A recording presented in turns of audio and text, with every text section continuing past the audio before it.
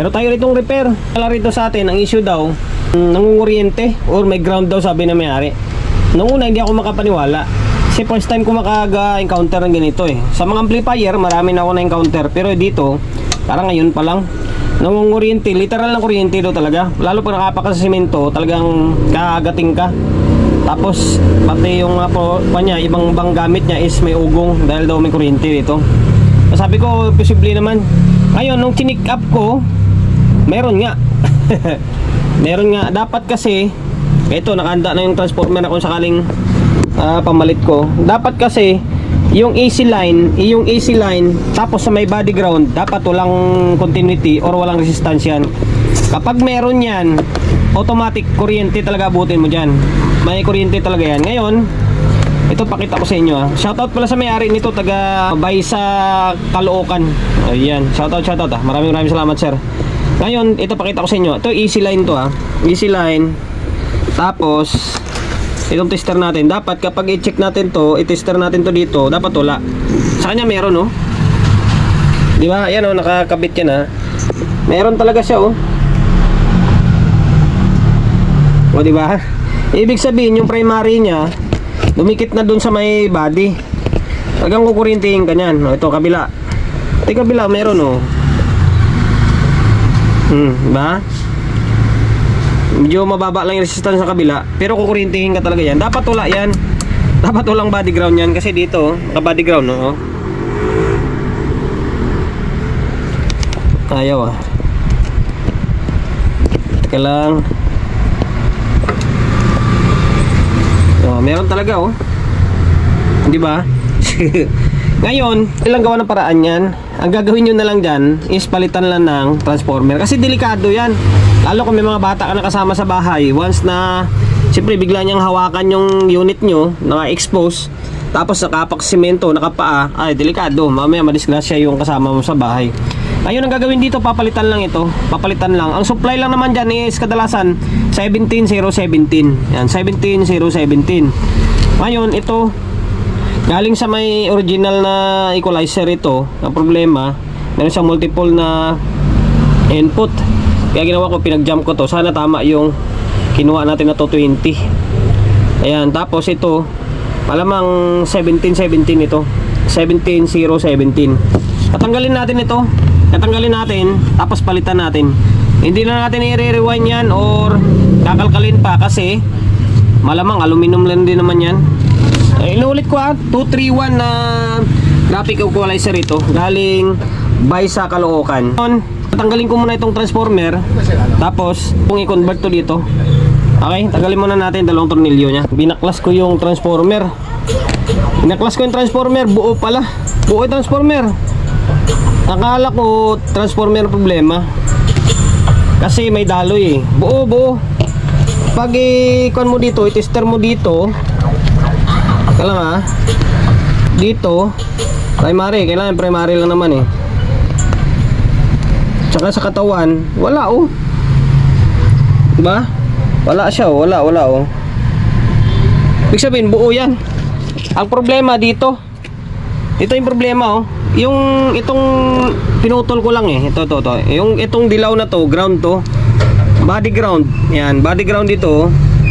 Pinutol ko kasi dyan galing yung kuryente. Kung ito, pakita ko sa inyo, testering ko ito ah. Yung ito, and then ito may continuity. Talagang kukurintihin ka. Ito. Magandang spot lang yung camera natin. Yung ito, tsaka dito, mayroong continuity oh. Pansinin nyo. Ito, tingnan nyo oh. Diba? May continuity oh. Ito, kwanto eh. Kabilang side ng 220 ito, 110 ito. Dadalo ito dito, magiging 110 yung kukuryente sa'yo. Yan oh. Dito sa kabila, wala naman dito eh. Kasi ito, puputok to kapag nagkaroon ng shorted. Ito oh. Wala. Dito talaga oh. Meron dito. Oh. Dito nakakunik yan. Dito. Yung kulay dilaw na to. Yan. Tinanggal na lang natin. Kasi delikado yan. Kapag balik pa natin yan, lalo mong kuryente. Buo itong transformer. Sinagad ko pa naman yung putol oh. Buti hindi ito taling sagad na sagad.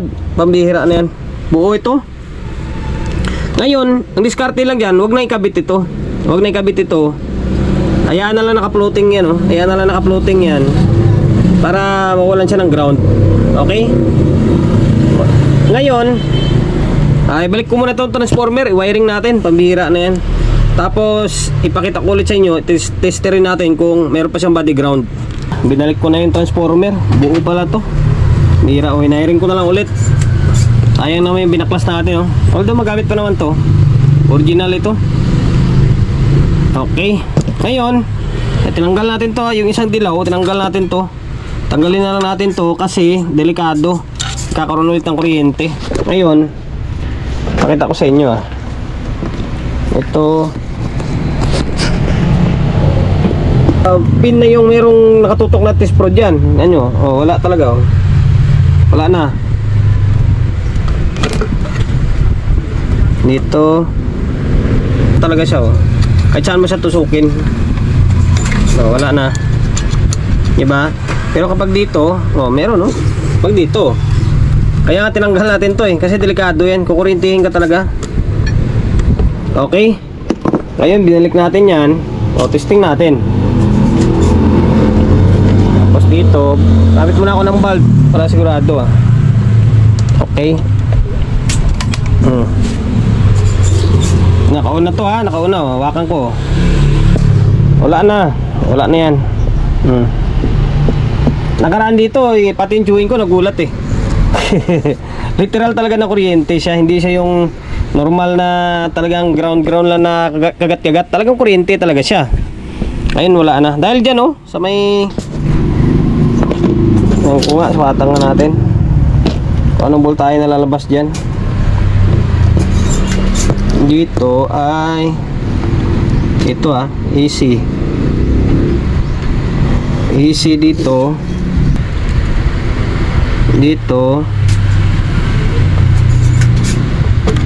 wala. Dito tingnan nyo dito, tingnan nyo, oh, halos mag 250, oh, di ba?